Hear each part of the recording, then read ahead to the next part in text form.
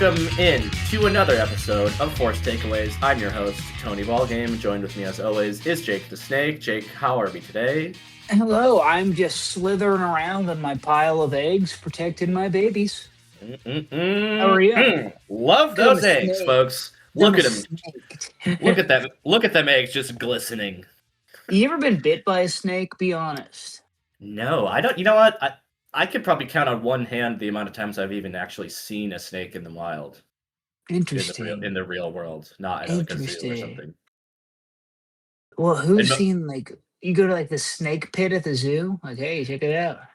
Probably my most prominent snake memory is one time I was with my grandpa and he saw it was a really big snake. This was in Colorado and it wasn't in like the desert or anything. It was like outside of Golden. Mm-hmm. And he saw like a really big snake and it had been run over. It had like the middle section of it was kind of like smashed and it was kind of like struggling. My grandpa pulled the truck over and smashed its head with a rock to put it out of its misery. That's nice of him, actually. He was like, "Don't look, kids." But I looked. Don't look, kids, unless you want to see something cool.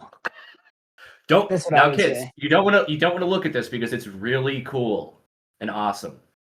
Yeah, you don't want to. Unless you guys want to see something really fucking cool, you should cover your eyes. And then, so that was the most notable snake thing I've ever seen. And then all the other times it's just like randomly walking around and seeing it and going like, "Ew, a snake!" And then what about when Jake the Snake Plumber threw 4 interceptions in the AFC Championship game? I was closing my eyes during that. I was reading about that the other day. I was reading about how they drafted somebody and it was Jay Cutler. And they were like, "All right, well, hey Jake, we're gonna trade you to the Buccaneers." And he's like, "No, you're not. I fucking retire. I'm not moving to Tampa. Are you out of your mind? My body hurts. I'm taking pills all the time. I'm not moving to fucking Tampa. I live in Colorado. I'm from Arizona, dude." He's from like Gilbert, I think. Yeah, he's a big weed guy now. Yeah, mushroom guy too. He owns he got in early in Colorado on psychotropics as like medical research and like owns like a huge mushroom ranch and stuff and like sells all these different products. Yeah, he's cool. And he was teammates with Pat Tillman. They were like homies. Yeah, remember when you wore the sticker and they kept fining him? Because the NFL doesn't actually care about like the troops or the country or patriotism or whatever. They just care about like virtue signaling and like performative patriotism. So once that week was over, they're like, "No, you're not nice in uniform. You don't look like everybody else, buddy. You don't look like an extra in the Pink Floyd The Wall. So we're gonna make you give us $40,000 because your friend died, who we also use to sell stuff, and we will for the next 30 years." Nobody should invoke Pat Tillman's name unless it's on official National Football League promotional materials, buddy. Yeah. I didn't appreciate that was like Jake Plummer's time with the Broncos. I didn't like really. That was very early in my like. I started to like actually really pay attention to football and like watch the games and care about it. That was like in my like I was like in middle school or high school when he was on the Broncos, and I remember. I'm sorry to report that I was kind of like anti. I wanted John Elway. I was like, this guy's not as good as John Elway. I don't like him, but. I'm sorry for saying that and believing that. I love you, Jake Plummer. It's okay. I thought about getting a Jake Plummer Cardinals jersey. Like that would be a cool, fun jersey to get. That's sick. Yeah, he's a cool guy. Except for the whole rape accusation from college. Oh no. Yeah. We don't like that. We don't. Here at Force Takeaways, we don't like that. No, we're anti-rape allegation here on Force Takeaways. Yep. But enough about Jake Plummer. We just the NFL draft has come and gone. Hundreds of new, very strong boys have had their dreams come true. They got to touch the commissioner live on TV, and now they're going to go be millionaires. Or not, or they will be unsigned and be practice squad guys or play in Canada, or just go live normal lives. But our team's drafted some guys. We're going to talk about that. Yeah. I first of all want to say my biggest takeaway from the entire draft experience is it's really funny I don't know, maybe not funny, but like just interesting that all the draft people, all I ever heard since basically fucking February of this year was this draft's not that good. There's not that many good prospects. Fernando Mendoza would have been like the 4th quarterback drafted in the previous years. Yada yada yada. This draft's not good. No good prospects. And now that the draft has happened, every person who covers a team is like, our team won the draft. We crushed the draft. Look how many good players we got. It's like, no, you can't fucking do that, dude. Because I don't know what it's like in Eagles world, but in Broncos Nation, the Broncos beat reporters and the Broncos people who cover the Broncos are like, George Payton and Sean Payton crushed the draft. Look, they did awesome. And I was like, okay, they didn't draft in the first 2 rounds. They were trading down, and they did get some. The tight end they drafted, specifically Justin Joly from NC State, was Ooh, I they like got him. They got him in the 5th or 6th round or something, and he was projected to be possibly a 3rd or 4th round draft pick. So a lot of people are like excited about that. 5th round. And there's the other thing about with this guy is that they got another tight end too, right? Is he the only one they drafted? No, just the one.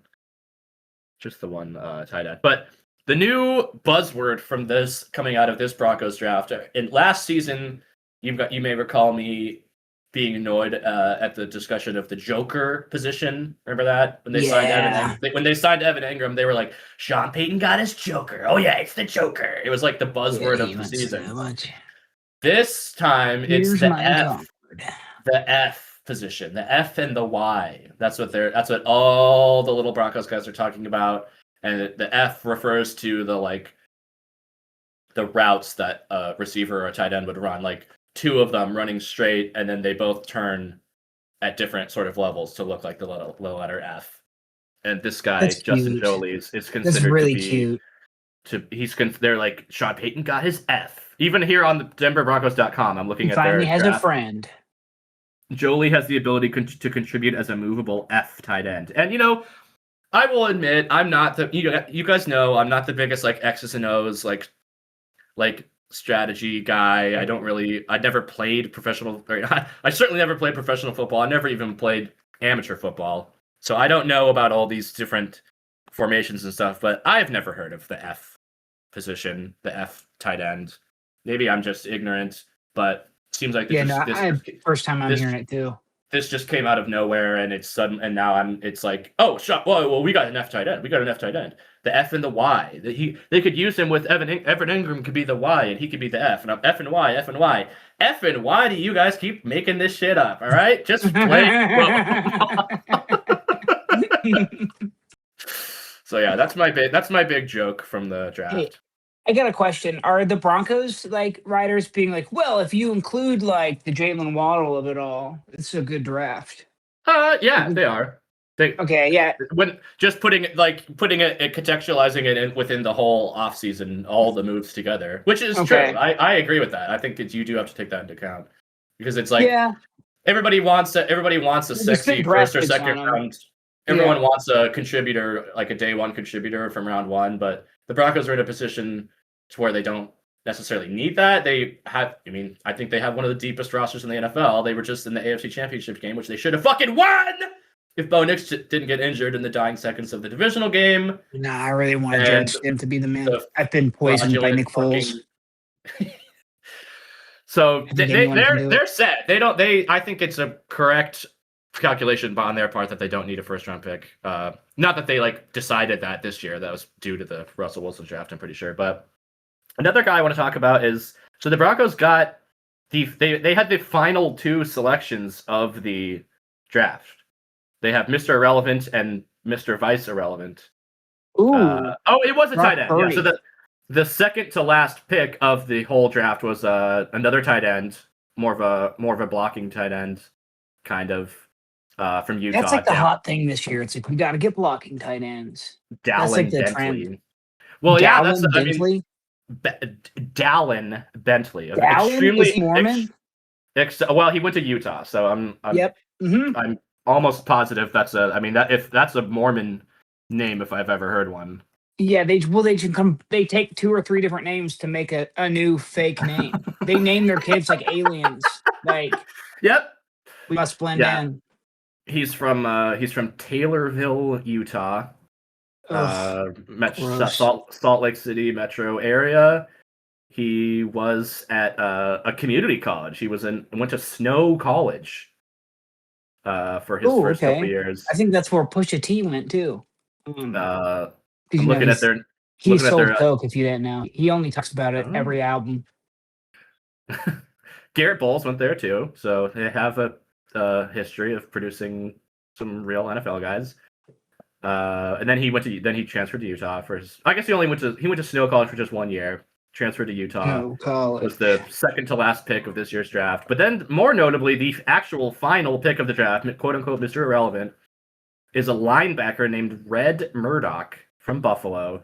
That's cool. Who is the NCAA all-time leader in forced fumbles. Red Murdoch? Sounds like a guy from the 70s who would have played for the Steelers. Yeah, definitely sounds. I thought he sounded like a 20s or 30s NFL player who was. It was like Khalil Elijah Red Murdoch. Like a guy, Red Murdoch. Yeah. Red Murdoch sounds like a guy who played 8 positions in 1938, and like 5 of the positions are like no longer. It's like he played flanker, west end, and kicker, and quarterback, and double back, and flank back, but. He is a black gentleman. He's not a Red Murdoch. I believe is a very white sounding name, like an old school. It's the whitest sounding name. Yes, but, it sounds like a leather helmet guy. He is the running back from Syracuse, New York. Red Murdoch. He wowed the world by having over 100 passing yards. And then he gunned down at least 500 Koreans for the country. And just like reel him like in the Korean War in like one of those little jeeps. Well, the Korean War was in like the 50s, so we're getting a little. Well, look, all I know is it happened before I was alive. So did it? So fuck it. So did it happen? I don't know. I have TikTok brain now. I'm very stupid and can barely read. This man, the Broncos drafted, Red Murdoch, is an African American gentleman who broke Khalil Mack's record. His alumni mate, another Buffalo alumni. Did he actually? I looked it up. It's not that much. It's only 17 forced fumbles. I felt like it would be more to be the all-time. I mean, that's a hard thing to do, right? Like to force. That is a lot, though. I mean, he played a guy fumbling the ball who's trying to do not that. He played 4 years at Buffalo, which is cool, and I like that. Red flag. How old is he? He's 22. There have been a lot of old guys that weren't very productive that transferred a lot. Like this is like the last wave of like the fucky like COVID prospects. So I think that's why it was a shittier draft too. And like, but you're also just having so many more like, like there were guys that were graded as like later round UDFA type of picks going rounds 4 through 7. And I do think that there was like a lack of talent in this draft because like so many you saw like high profile guys doing it and that made the most noise, but then so you have to imagine there are so many other players that that aren't in the public consciousness that did the same that are going to stay in college because they can make some guaranteed money and improve their stock. So it's like you have less to lose by staying now. Like that's the thing about NIL is like it's good. It's as good for the game as it is like, shitty and disruptive for certain people, depending on what your perspective on it is. Yeah, there's pros and cons of it. It's not perfect. Like, I don't know, like a lot of people are saying like Trinidad Chambliss was like the biggest loser of the draft because he probably would have gone in the first round he would have been like the best quarterback, I think, from a skill set point of view in this draft, and like he probably would have like at least narratively pushed the Fernando Mendoza narrative. People would have been like, "Oh, is Trinidad Chambliss actually the best pick? Like, who will the Raiders go for?" Like, we would have had that for like 3 weeks. It definitely would have been less of a consensus, because Fernando Mendoza was basically pretty much once they made the title game, even before they won it, it was this guy's going first overall, and it pretty much never wavered at all.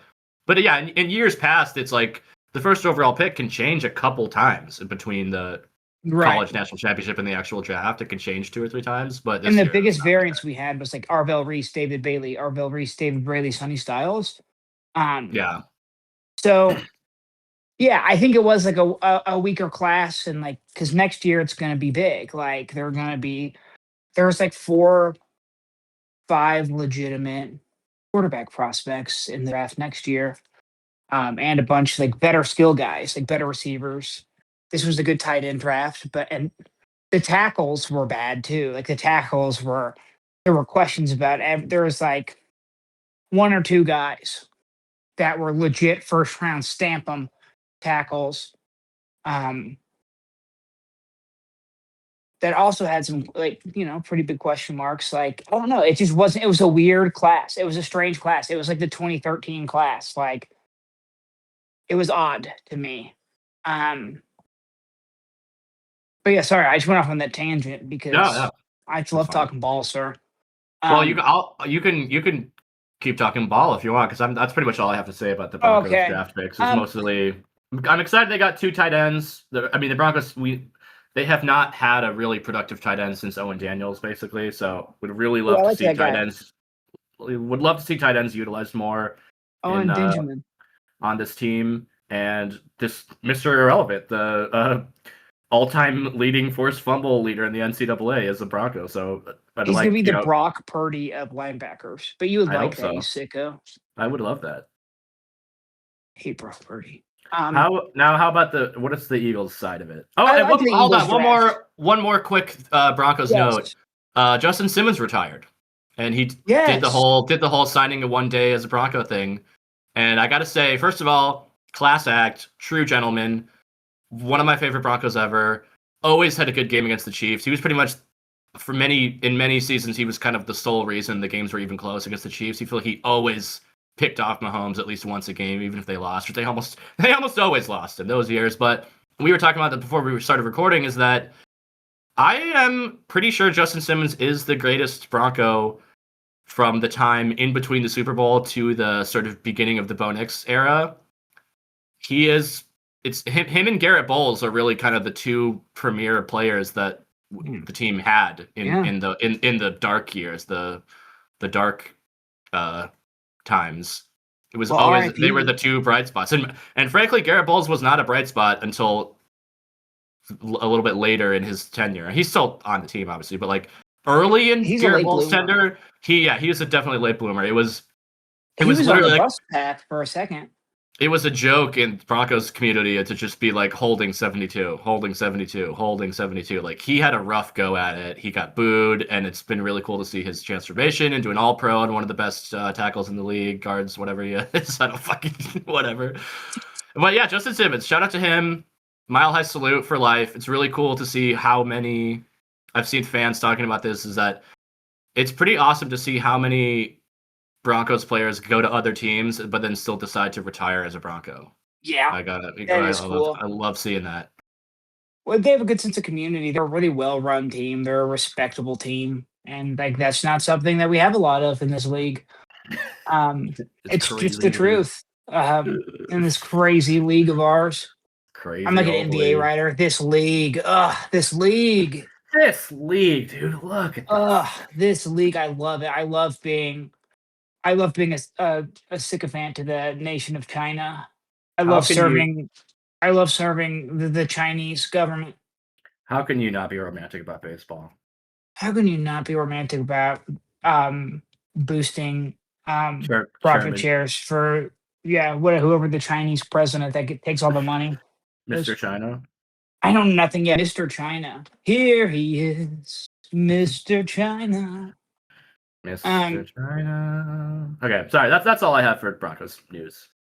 Eagles had a good draft. I'm very happy with it.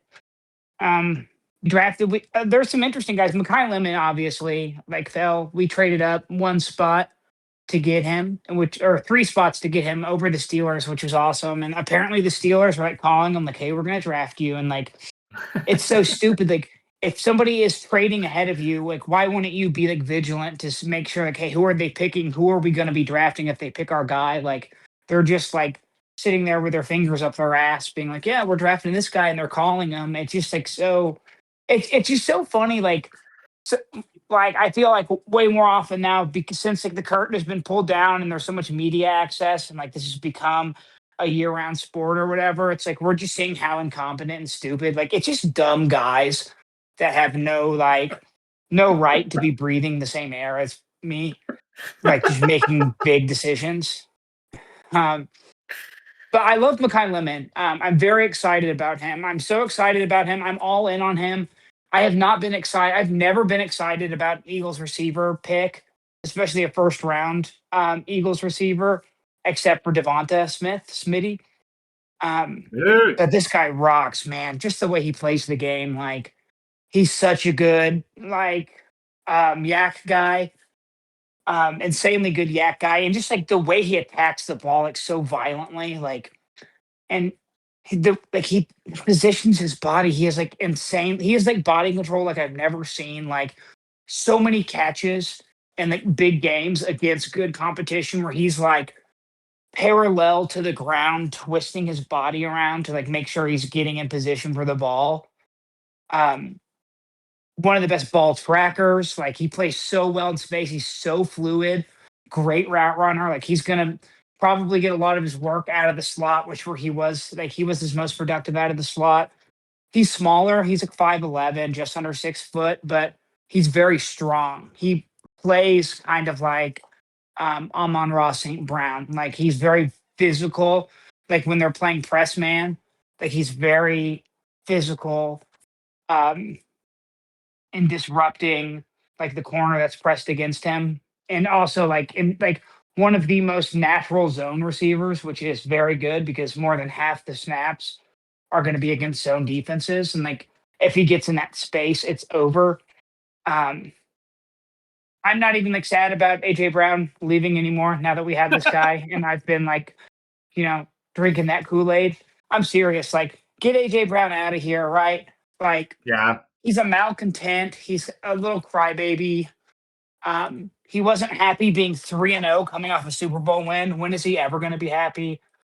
Um, Everything is me, me, me with that guy. And also, he's going to be 29 and has, for all intents and purposes, is like his explosiveness has like really eroded as of the last couple of seasons. He's not going to be the same receiver. Um, He's going to be in the last year of his 20s. He's had a lot of injuries. He hasn't played a full season since 2022, which was like almost an entire Olympics ago. That's how you got to think about it. That was 100 years ago. Yeah, it was a million years. It was the other day I said to my wife, I was like, honey, can you believe COVID was 10 years ago? And she started cracking up because she knew like I wasn't doing a bit. My brain was just breaking in that moment. Which was embarrassing, sure. But yeah, I'm so psyched about Makai Lemon.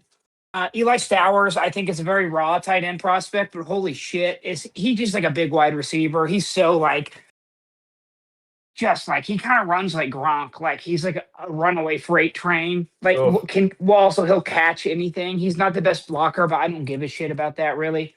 Give me a big tight end that plays like Jimmy Graham and Gronk combined, and I'll take it. We drafted a good project that I think is interesting. We drafted that quarterback from North Dakota State who's supposed to be like the next like dipshit like gadget quarterback dude, kind of like Sean Payton had, and I can never remember that guy's name. Damn, you caught me off guard. Yeah, it doesn't matter. We shouldn't let's not even say his name. He kind of has like a weird Mormon name too, doesn't he? He has a weird Mormon name, yeah, and they gave him like $20 million a year to like get like 3 touches a game. It was funny.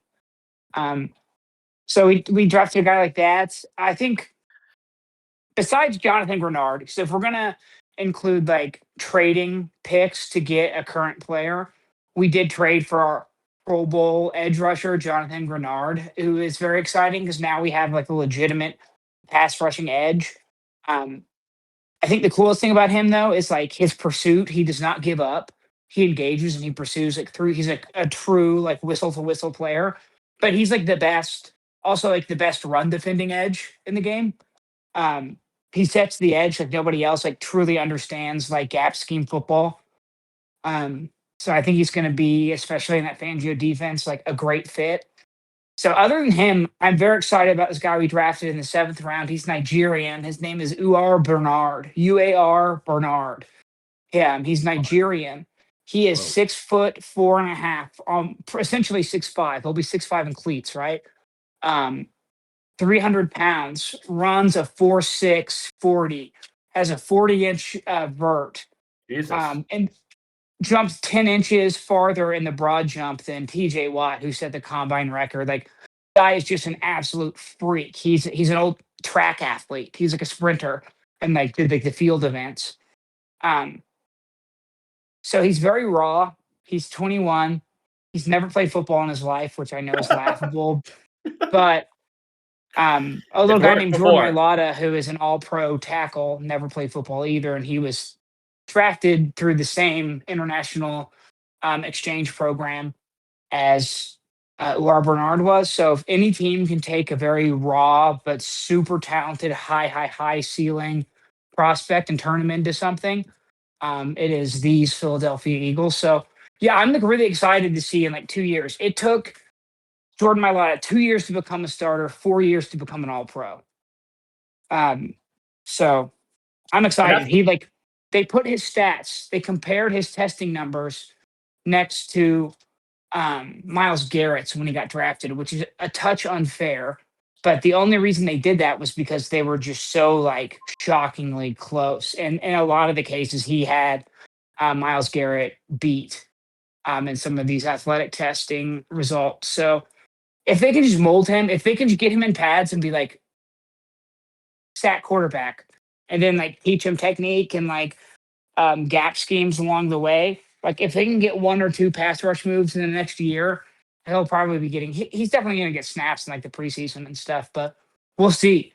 Yeah, I mean, if there's any organization that I feel confident about them drafting a guy who's never touched a football in his life, it's the Eagles, because they just have a really good player development program. They have a really good coaching staff, a consistent coaching staff. Like they have it's like a college. It's like we have a program, like a guy, like a thing you work through. And yeah, look at Jordan Mailata, like we've done it before, and they're going to try to do it again. Do you think though, this guy Uar Bernard, if he becomes like a fan favorite, will he have like a fan section called Bernie Bros? Do you think? I hope so. That would be so sick. Let's go. The Bernie Bros, or like maybe like the Weekend at Bernie's, because the games are on Sundays. I think it's very cool for like the Eagles like can become like the official team of Nigeria. Yeah, that would be so sick to have like an entire nation behind us. Nigeria could put together a pretty good team. All they need is a quarterback. From Philly to Nigeria. Nigeria's a huge country. I don't think people realize it's a fucking massive population-wise country. And they all speak English. Everybody from Nigeria speaks English. Damn right they do. I will not press 2 for English in Nigeria. Not everybody, but... Hey, this is Nigeria. I will not press 2 for English. Remember that t-shirt? But there's a guy that... there's an undrafted free agent. I'm sorry, Anthony, I cut you off. No. There's an early... Go ahead. No. You finish your thought. I'm opening the window for you. Well, that was like one of the earliest memes I remember. This was a picture of John Wayne that was like, "No, I will not press 2 for English," and all the boomers thought it was the funniest thing ever. That's all. Well, it's hilarious. Thank you. You know who I really like is Deontay Lawson. He was an undrafted free agent. He's an off-ball linebacker from Alabama. He was projected to be like a day 2 pick. And he like fell off hard, and like no one can really explain why. Like he moves really well. He's 6'3", 244, like good size, Alabama dude. So just the way like the Eagles we lost a guy, Nakobe Dean, that we have the prospects. We have Jihad Campbell who's going to step in and take that place, and then Smile Mondon. But we need somebody else who's competent. And Howie loves taking these SEC guys, especially from Georgia and Alabama, and like integrating them into the defense, because like I think the most consistent thing about guys that come from like those true blue chip SEC programs is like their football IQ is there. So like you can get them in the system and get them understanding it. And if he's athletic and has a high football IQ, he's going to be in the right place at the right time. So I do see some potential with him. Definitely think he makes the roster, the 53, which is saying a lot for a UDFA, but he's got the pedigree. I'm I'm just pumped. I feel much better about the Eagles season next year. And like with all these narratives coming out about Jalen Hurts, like he's just gonna go scorched earth and throw like 40 touchdowns. Either that or he's benched by week 8. We'll see. But yeah, we're all in. If there's anything that their draft showed me, it's that this is gonna be a completely new offense. It's truly changing. There's gonna be a set identity, a set philosophy. It's gonna be pre-snap movement. It's gonna be timing, like throwing like timing throws, playing in space. I'm excited. It's going to look a lot like the Packers version of the Sean McVay, Kyle Shanahan offense. And let's fucking go. The RPOs are going to be awesome. The tight end that we drafted and the receiver that we drafted in the first 2 rounds are going to be awesome in those RPO situations. Just because the way that they can create space and get off blocks, like they're perfect to playing those timing styles of offense. So I'm stoked about that. But there's one thing I want to add, and this wasn't an Eagles pick. This might be a scorching hot take, I think. But Is it I the want to world's most say that dangerous take, maybe? it might be one of the more dangerous takes in the country right now. And I think Jimmy Kimmel is innocent. No, but I love the Jeremiah Love pick at number 3 for the Cardinals. Yeah. Yes. I think that is a very, very smart pick. And I'm not a Cardinals homer. I'm honestly kind of a Cardinals hater at times. But I think that just think about it for a second. Like you have a completely new identity coming through this team, right? You have a new coach, you're gonna have a new philosophy. You don't really have a superstar face of this team, right? You just got rid of Kyler Murray. So like just from like a football like marketing and like vibe standpoint, draft the exciting superstar running back who's like a ready-made, right out of the box superstar people are going to be excited about. It's smart. Like give the fans a little something. But also like you're picking at 3, you didn't trade back, and you're just going to take best available at a position of need. Running back position, big position of need for them. Like they weren't going to trade back and then reach on a quarterback or a tackle prospect, right? I know they need both of those positions, but there weren't generational, like potential superstar quarterbacks or tackles even in this draft. This was a kind of a shitty draft for those positions. Every one of the bigger tackle prospects came with some baggage, came with some big question marks, or they were older or had injury history. So what you did was you took the best player at a position of need who happens to be probably the best player in this entire draft at number 3. I love it because you can run your entire offensive identity can be Jeremiah Love. It's very smart. He runs routes better than a lot of receivers in this draft. Like you can put him in the slot and he's a matchup nightmare. He's a true difference maker. Like he can do 1K air, 1K ground. Like he can be like a true Christian McCaffrey type of player. That's funny you say that because I'm looking at their depth chart here, and a lot of y'all motherfuckers seem to be forgetting they have Trey McBride, who is pretty much the best tight end in football at this point. Right, yes. And top the 3, combination, top 5 tight end. The combination of Trey McBride and Jeremiah Love could be like the poor man's Christian McCaffrey and George Kittle. Yeah, like that could absolutely. Happen. You're getting a running back that is like kind of like imagine if you combined like the DNA of Adrian Peterson and Reggie Bush. Like he plays with that explosion, he plays with that violence, he's that athletic. Like he has like 4.3 speed, he has true open field breakaway sprinter speed. Like He's an insane. He's just get him the ball. He's insanely good in the pass game. Um, he could. This is a running back that can win you 2-3 games alone by himself. Especially like look at some of those one-score games they lost last year where they had to put it all on their defense, who was better than expected. And like I went into some of those numbers last year, but this is a player that can be the difference between like 2 to 3 wins or 2 to 3 losses on your record, which is huge. That's just one player. Um, you Yeah, can't reach for like maybe he will, maybe he won't. And guess what? This is a version of the same line that James Conner ran for 1,000 yards behind 2 years in a row. Probably could have done it a third year in a row if he hadn't have got hurt. But it's better. This is a bet. There are better players. You have the entire left side of your line is good. You bring in Jonah Williams. You have one of the best run blocking centers in the game.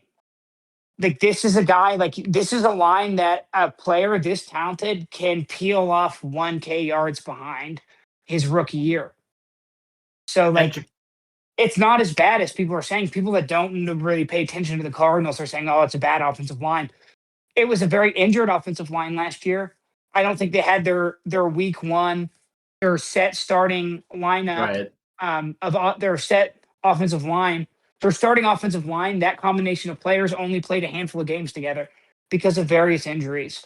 So, barring injury luck, this line is going to be good, and it's one of the better. Like they have like top 15 run graded run blockers on this line.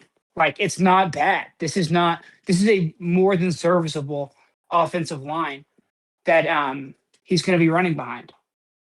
And Jacoby, don't forget about Jacoby Brissett too. Like, I know he's old. He's going to be 34 coming into the season, but quarterbacks can play longer and longer nowadays. And he hasn't. I'm looking at his career stats here. He hasn't been on a team for 2 seasons in a row since 2019-2020 with the Colts. Since before the pandemic. So he's constantly changing teams, coordinators, schemes. But he was a backup for a lot of these years, and not. He started 12 games last year, but before that he started 5 games, 0 games in 2023, 11 games in 2022, 5 games in 2021, 0 games in 2020. So he's not really like, yes, he's 34, but he's not like starting 15 games a year every single year at age 34. He hasn't taken on a lot of wear and tear.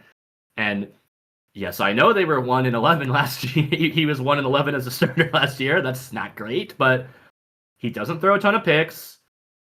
That's only a quarterback stat when it's not good. I just kind of like it. I don't know.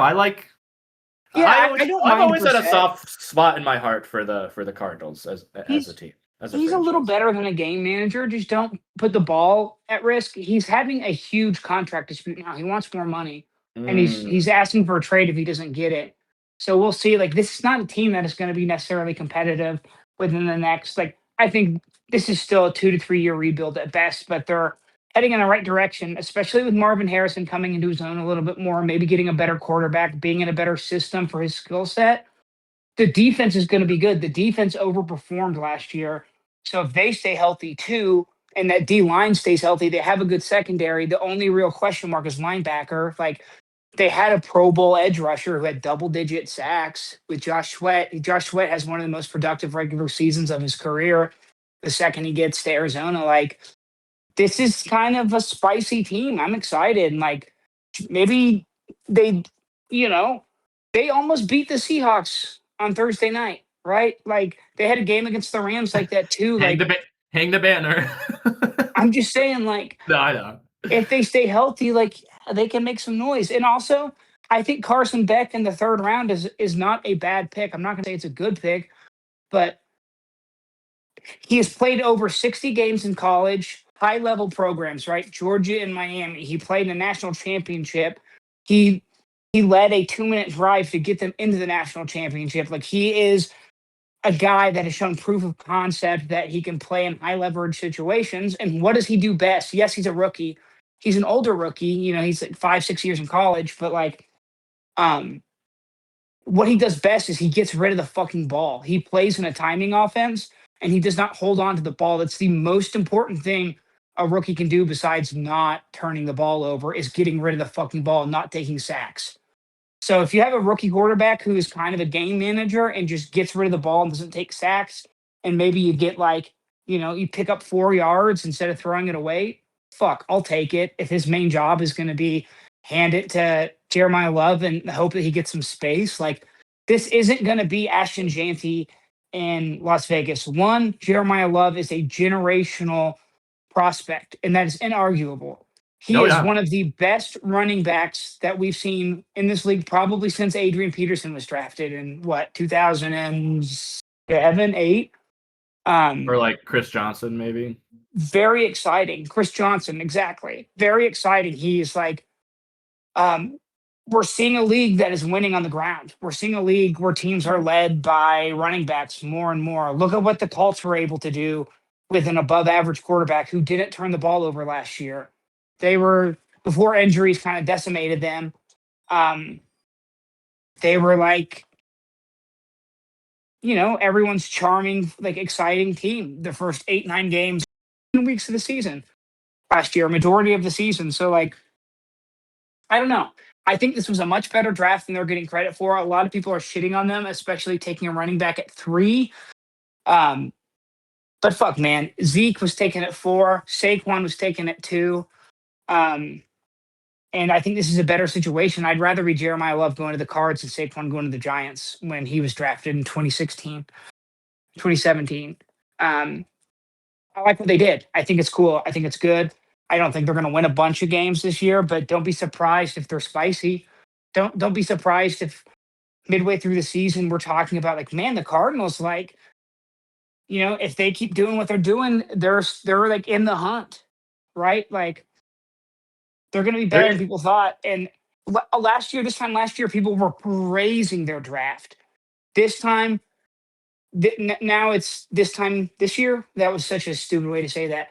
But a year later, people are like dragging them and shitting on them. So who's to say they don't have the opposite season, right? Like they have they have blue chip players on defense. They got to stay healthy. They got some fucking weapons on offense now. They have dudes. They have a dude at receiver.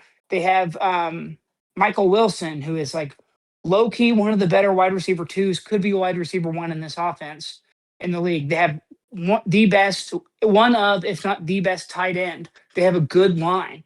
They have Jeremiah Love. Like they're heading in the right direction, in my opinion. And they have a new coach who wants to prove himself, who comes from a great lineage. Like, I don't know. The arrow is green. It's trending in the right direction. Yeah, that's the bottom line is Cardinals arrow up. We're not saying they're going to win the division. We're not saying they're going to make the wild card, but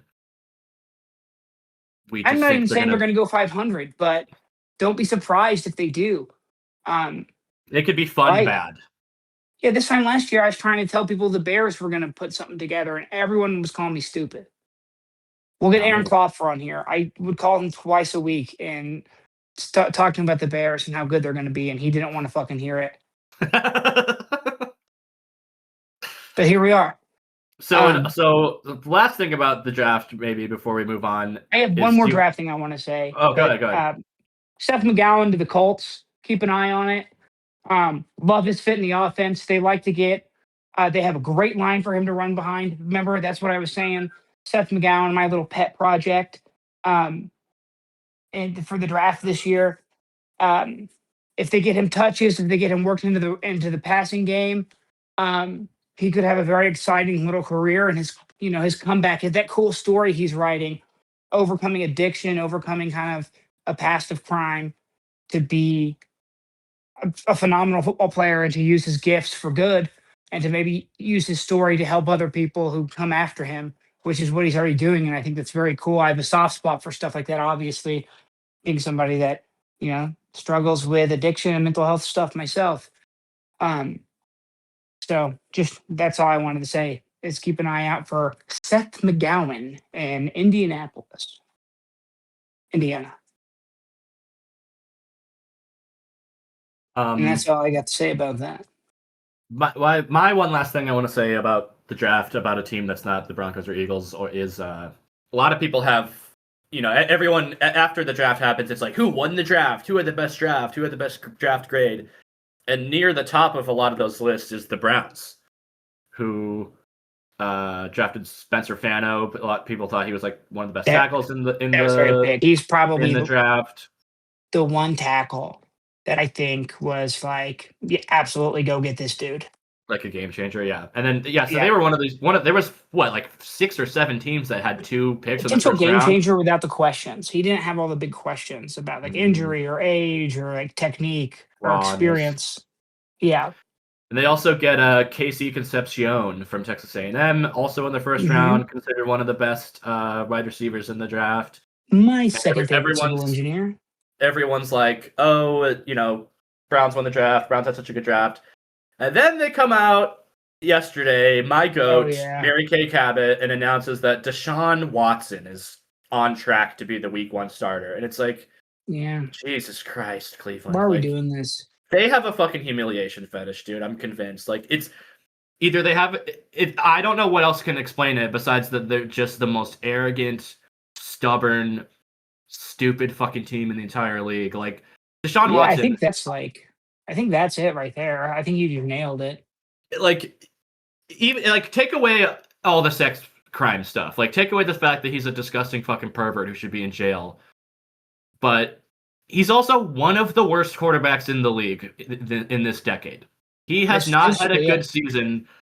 And I want to bring up.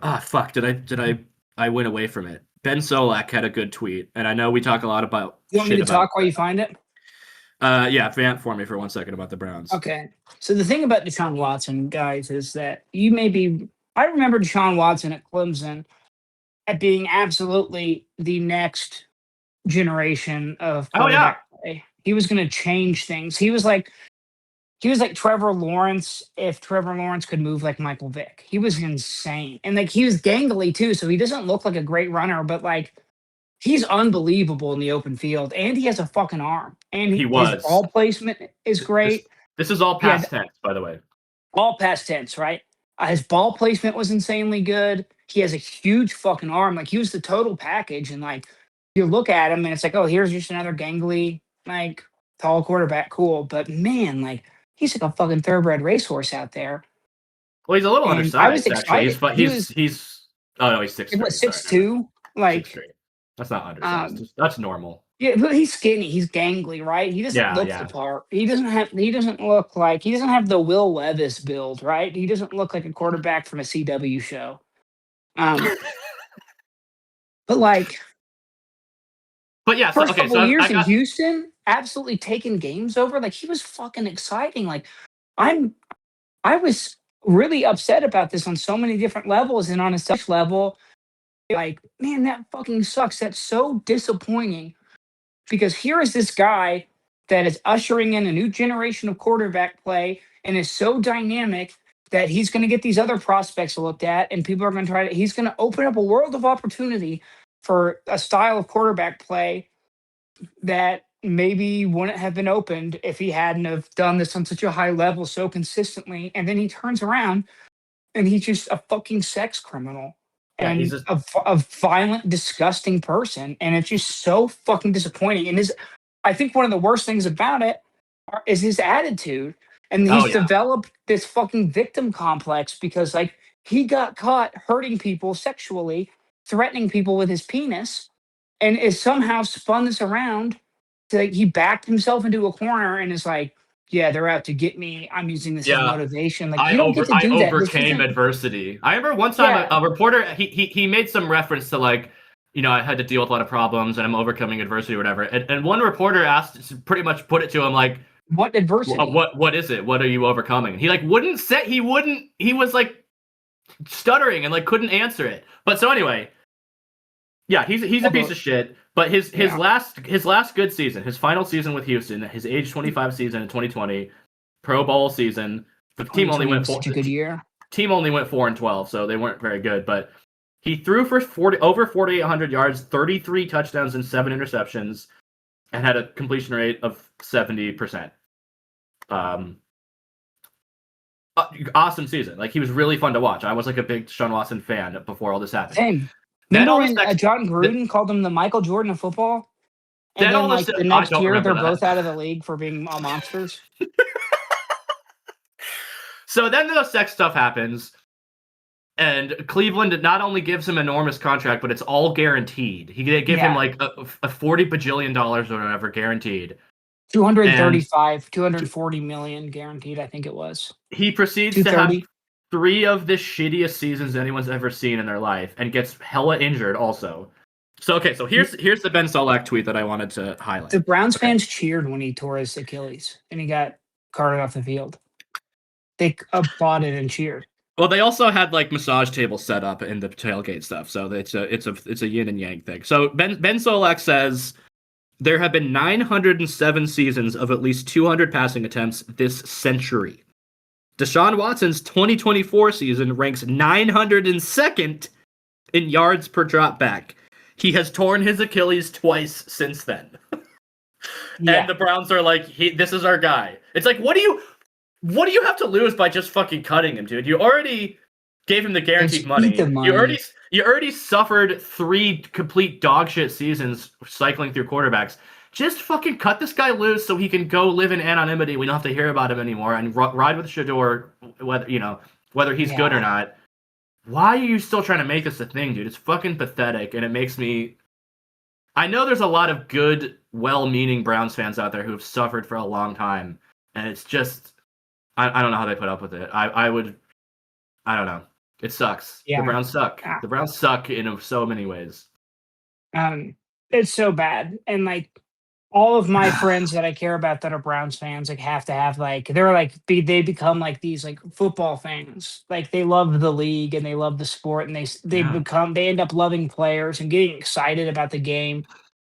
Because they can't have anything nice to cheer for, and it sucks. And like they have this opportunity to,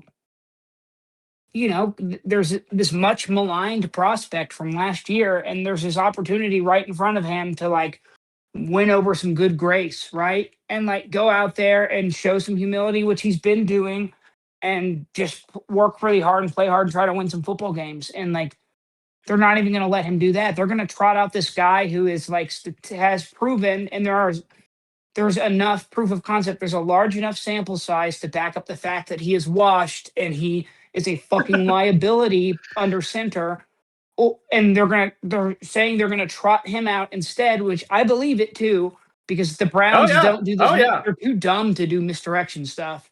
They were teasing it last year. They were teasing. The reporters were putting out little nuggets that were like, Deshaun Watson's ramping up. Deshaun Watson is at practice. He's throwing. And it's like, are you guys so bad? Even last year, I was like, you guys fucking serious? It's so fucking bad. And like, I don't know. How do you think Shador's going to handle this, by the way? Like, we know he's kind of like a brash, like outspoken guy. Yeah. Like, how do you think he feels that they're going with it? Yeah. I think who's going to want him, though? He's a 5th round pick. I don't know. I think at this point, like, he put some good tape out there. And like, yeah, sure, people don't want to deal with his fucking dad because his dad is a menace and like cannot, like, his dad has that like Trump syndrome where he's like, just cannot make everything about himself at all times, and he thinks that it's 1992 still, and he's like the hottest thing on the planet. Like, he's doing Depends commercials now. Did you see that? Yeah, well, that's sad because like he's incontinent he did have cancer, because of his surgery. Yeah. But like, and frankly, I have a soft spot for that because my mom had the same kind of colorectal cancer, and like it's brutal. Oh, sorry. But no, fuck him. Like, fuck Deion Sanders. Like, I said this last year. I'll say it again. If you're a 50-year-old man and you're still bragging about something you did when you were 24, you're a fucking loser. And another thing about Deion Sanders, asshole. He's lucky that the Bill Belichick fucking fiasco was going on with North Carolina last year, because Colorado had a complete fucking meltdown last season. Like they sucked. They sucked big fucking balls. He's not a good recruiter. He's a bad coach. Yeah, he's a great recruiter and a great like leader or whatever. But like he is having like I watched a lot of Colorado games last year, and he looks out of his element on the sideline, dude. Like he's frustrated. He's like thrashing around. Like you could tell it's like they work so hard in practice and they have all these things that they do, and then it just everything on the field is discombobulated and so sloppy. And they had fucking Warren Sapp as what was his title on the coaching staff? It was like pass rush assistant Like, coordinator or something. It's like, okay, yeah, he's a gross guy too. coaching staffs need to fucking chill out. You watch these college and NFL games, and there's 700 fucking people on the sideline. It's like, can we slim this operation down a little bit? It seems like stuff gets lost in translation when there's too much. Everything's overcomplicated with football coaching staffs. It's like, I don't know. Yeah, especially the way he's doing stuff. Like he's getting all his friends and like former NFL legends coaching experience, and like I think that's cool. Like in a way, he's sending like the elevator back down. Right. But also, it's probably just for optics and stuff, right? A lot of it is for looks. But it's Like probably having Warren Sapp, who is like a gross guy who he like was fighting so many escorts. He was fighting and like getting in physical altercations with drug dealers and escorts at such a high clip that even the NFL Network fired him. And like they hire some of the worst, dumbest people in the world. Most obnoxious, loudmouth fucking. Yeah, David Carr has worked for them for over a decade. Liv saw him on TV the other day, and she's like, "Who is this helmet hair guy?"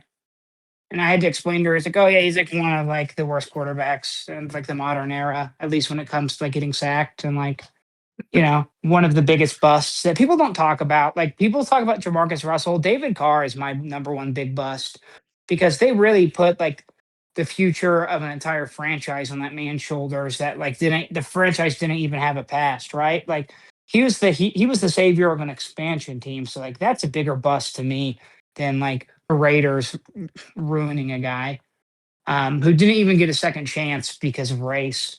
Like, and I can talk about that time blue in the face, but Jamarcus Russell, they did him dirty. Yes, he fucked up, but he's the only number one overall pick that didn't get more chances. And it's because like, one, because he's a black quarterback, and two, because he was like too black. Like, you know what I mean?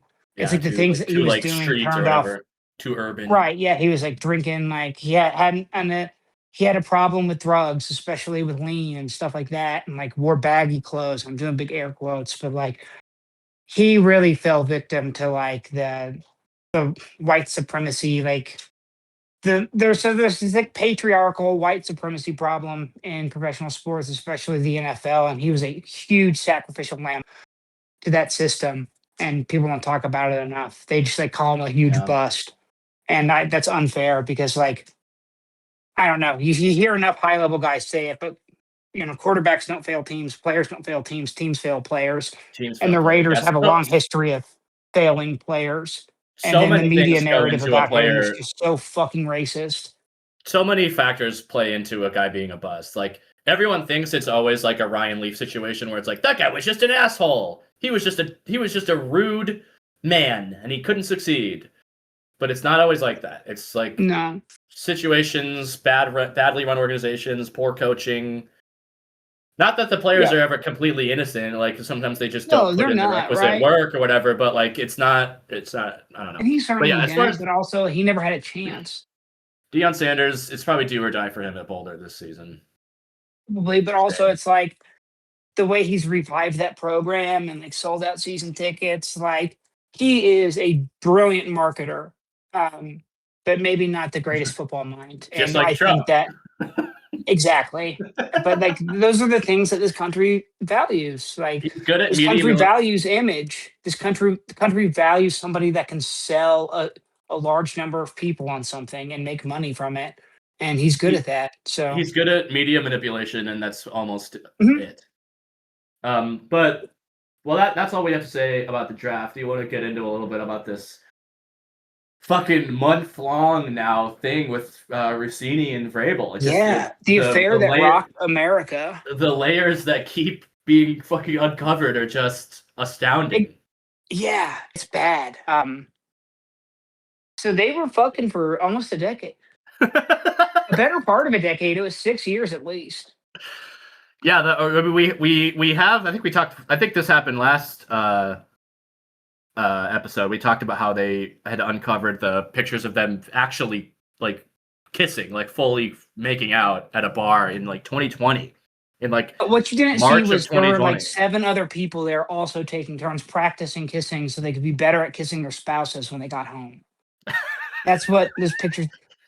What you didn't see in those pictures was a large group of close friends engaging in unprotected sex with each other because Platonic, of friendship, neutral.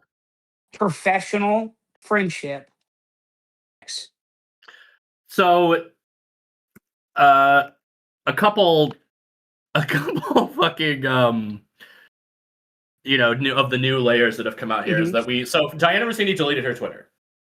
She deleted her Twitter, and then she also deleted her Spotify account because it came out that she made a joint playlist on Spotify with Mike Vrabel that was mostly like 80s butt rock and like department store pop.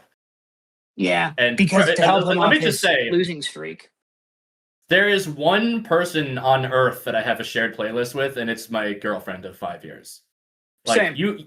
you don't make a fucking shared playlist. And I guess my best friend from back home, we actually used to have a shared Spotify account, and we had a shared playlist too. But that guy's like someone I went to high school with and like one of my deepest friendships in my life. So like, you don't make a fucking joint Spotify playlist with someone unless you were deeply intertwined with someone, with someone, okay? And the fact that when she deleted her Twitter, people were pointing out it's grown up life of its own. Now people are calling it the Russinni files of all these little clues that she left over the years of their fucking affair. Whether it's talking shit about her husband, little interviews they did where they're like laughing and looking at each other's eyes and shit. But people started connecting the dots that her firstborn child's name is Michael, and some of the pictures of them were taken like 9 or 10 months before that kid was born, and people are insinuating that it's Mike Vrabel's fucking kid, and people are saying that's what made her delete her Twitter. It's not all the other stuff, because people kept uncovering these tweets of the past 5 years of her saying like, yeah, my husband says I need a boyfriend or whatever. And it's like I started to think like, my husband's a bitch. Why isn't any one of these? Does she have a PR? Like, she used to work for the New York Times. Like, they're one of the most powerful PR machines on fucking planet Earth. And I know she got fired, but I'm sure she still had relationships. And PR is a huge part of what she does, what the NFL does. No one was coming to her and being like, Dana, you gotta do something about your Twitter. You gotta clean that up. You gotta delete it, whatever. But she didn't do it. And for weeks, people were uncovering stuff. And what made her finally delete it was people connecting the dots that it might be Mike Vrabel's biological child. Well, so there was like a tweet that were like, or something that she said. It was either something she said on a podcast or one of those like COVID era like ESPN shows where everyone was filming from home. But she like responded to somebody in a tweet or said this on TV when she was talking about naming her son Michael, and she was like, yeah, I was like doing research on like the best and like most powerful like NFL players that were named Michael. Like she like dropped a hint about like former NFL players named Michael, and that's players why she and named coaches. him. Yeah, so like he's at very least like she was having sex with him at the time, gets pregnant from her husband, probably thinking about Mike Vrabel, and then names her son. Yeah, no, she's a really like that's what's lost in this is like look at her behavior and just how horrible and selfish she is. Like the way she defended herself initially, the way she doubled down. The second that the New York Times is going to investigate her, she fucking quits, walks away from this dream job. Like you think about it, it's Adam, what's his name? Who's that the insider? It's Shefty. It's the ugly looking guy with the skin colored lips at NFL Network, Rappaport. and then she was like one of the top insiders working for the fucking New York Times. Like she was a powerful figure.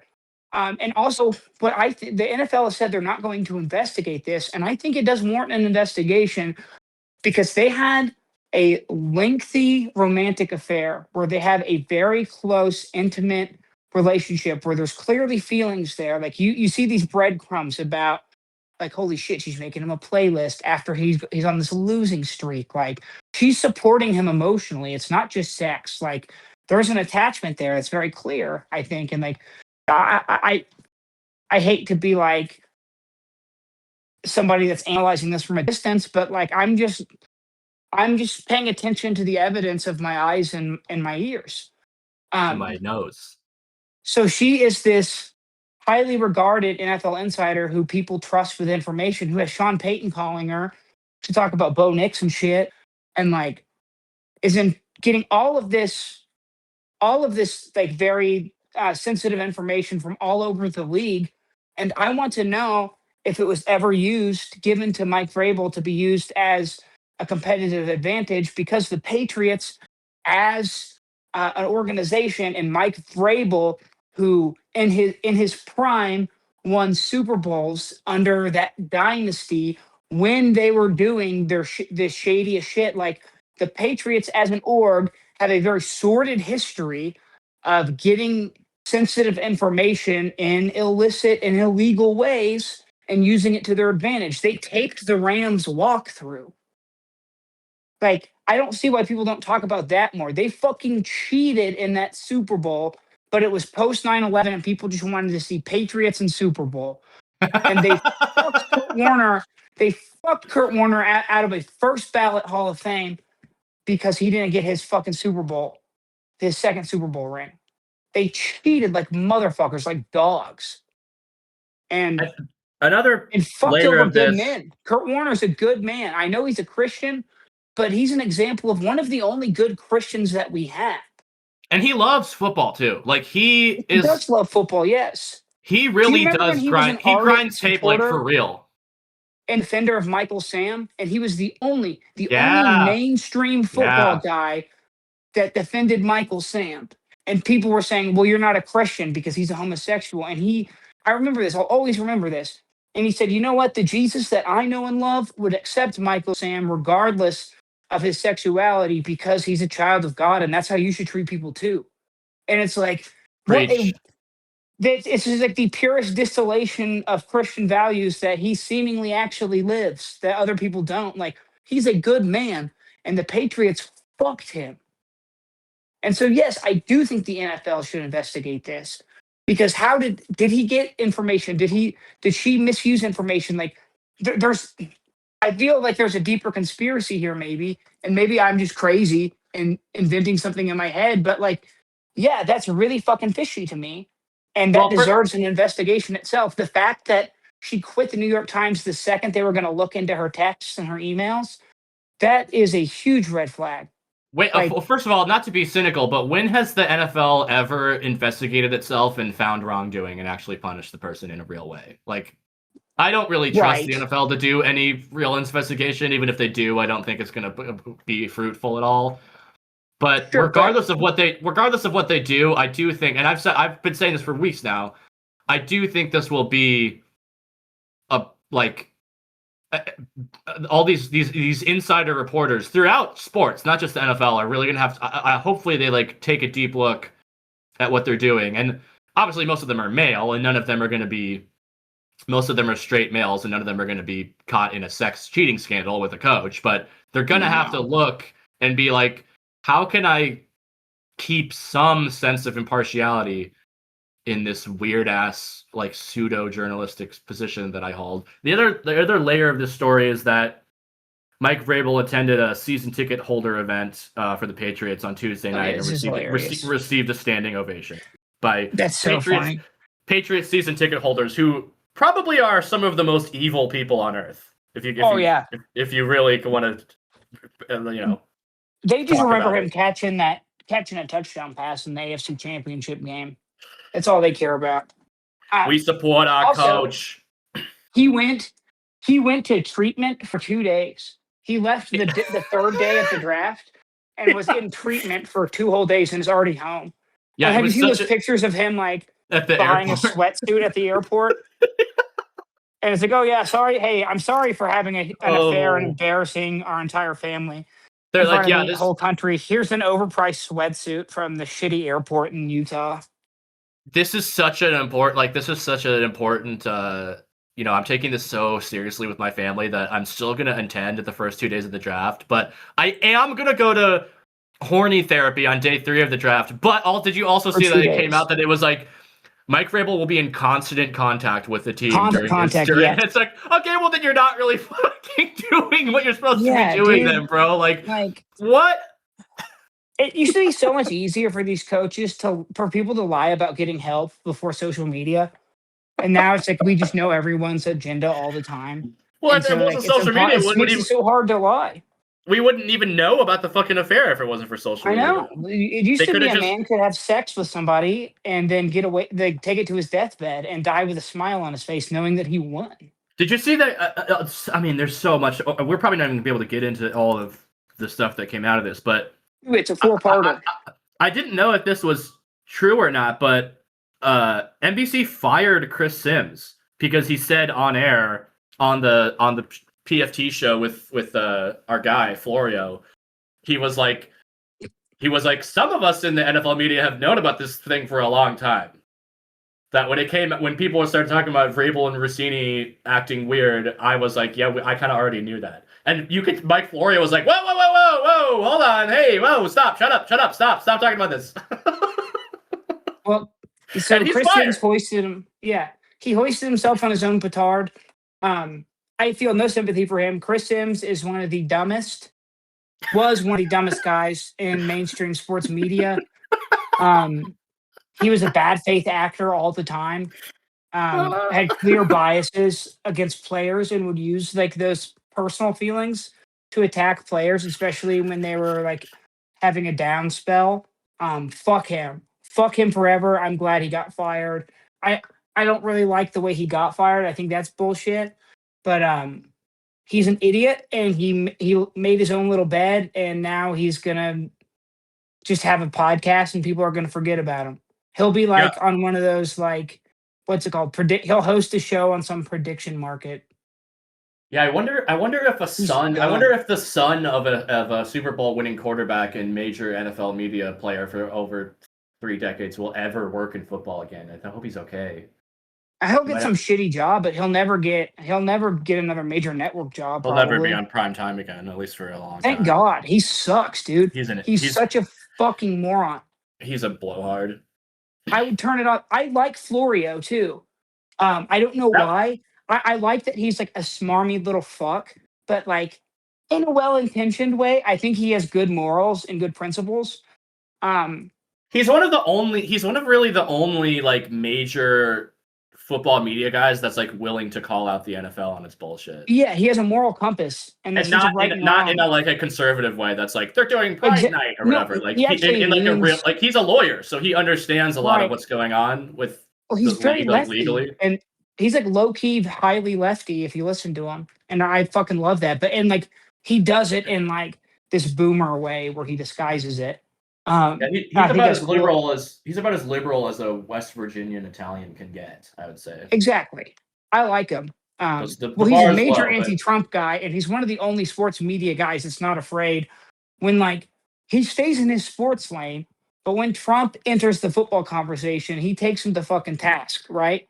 And like I think that's cool. Which Trump often does. Like he sees especially college football, like college football and UFC are like one of the only places that Trump is like still sort of like welcomed, but actually UFC is having a major their big event is like barely selling out. It's like has almost no tickets sold because their White House event. No, they're not the White House event, but some state. I just saw on Twitter last night some UFC writer was like. He's like, hey man, I've been covering the league not the league, whatever you call it. He's like, I've been covering UFC for 20 years. I've gone to over 40 events, and I've never seen an event having this much trouble selling tickets. And it's because of they completely hitched their wagon to Trump, and Trump ruined the economy. UFC fans are some of the most right-leaning chuds in sports. Yeah, but and those guys don't like Trump anymore because he's fucked their world up now. Even if they do like Trump, they can't fucking afford to go pay $400 to go watch two guys who are struggling in poverty to beat the shit out of each other, to kiss each other. Yeah, they beat each other so bad because they're fighting the urge to kiss. That's what UFC is. UFC is so fucked, dude. Like I don't know a ton about it, but what I do know is I will never watch that garbage. I think it's the lowest form of sports entertainment. I think it's absolute dog shit. I think its fans are the worst people in the world. And I think that's like, so whenever that was like always my barometer to judge a coworker. If I was like, hey, what are you doing this weekend? They're like, oh yeah, going to watch the fight. And it's like, yeah, I love Dustin Poirier or whatever. It's like, okay, I know that you're a piece of shit. I'm never going to talk to you outside of this office. There are. I will chime in just a little bit to say that there are like intellectual combat sports fans, like people who really care about like the like sanctity of the sport and like look at it from in a cerebral way, and are even sometimes left leaning or progressive. Like one of the Chapo hosts is famously a big combat sports guy. Yeah, But maybe they're, in they're, liberal China. they're definitely they're definitely in the minority, and as I said, UFC fans are some of the most chumpy fans in all of sports. Even like stock car racing is somewhat liberal now. But anyway, I think that's about all we really have for this week. I'm sure we might as well just change the name of the podcast to the fucking Russinni Files, because we talk about it every week and the shit's not going away anytime soon. So let me check really quick. I might have one more thing I would like to add, Anthony. Hold on. Yeah, I want to say this. Sorry. When I was talking about Russinni and like the sensitive information, it's like, I want to know, did she give him information that could have given the Patriots schematic advantage?